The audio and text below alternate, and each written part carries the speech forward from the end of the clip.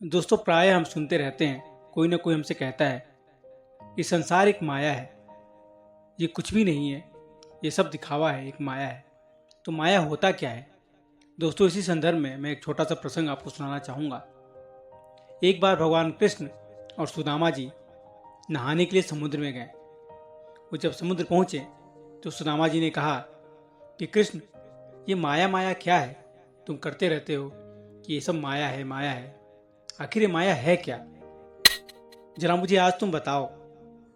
भगवान कृष्ण ने कहा कि पहले डुबकी लगाते हैं, उसके बाद बताऊंगा कि माया क्या होता है। दोनों ने साथ ही डुबकी लगाया और जैसे ही डुबकी लगाया, सुदामा जी किसी दूसरे देश पहुंच गए।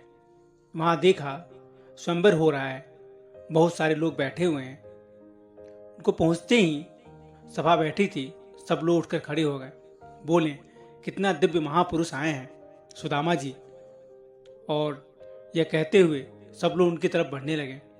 वो जो जिसका स्वयंवर हो रहा था, वो माला हाथ में लिए हुए आगे बढ़ी और सुदामा जी के गले में पहना दिया और उसकी शादी हो गई।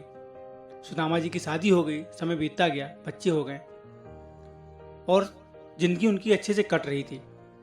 वहाँ एक प्रथा थी कि पत्नी मर जाती थी तो पति को उसके साथ में जला दिया जाता था। हुआ यूं कि सुदामा जी की पत्नी मर गई। अब उन्हें भी उसके लाश के साथ बांध दिया गया और जाने लगे। तभी सुदामा जी ने कहा, हे कृष्ण, बचाओ मुझे।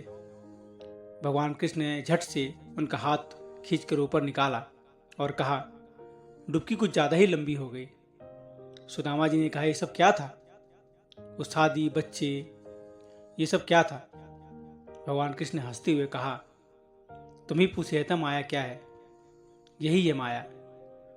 दोस्तों, भगवान की माया ऐसी है, एक सेकेंड की डुबकी थी और डुबकी में ही पूरा संसार, कितने जन्म, कितने सारी चीजें देख लिया, पूरा एक जन्म बीत गया।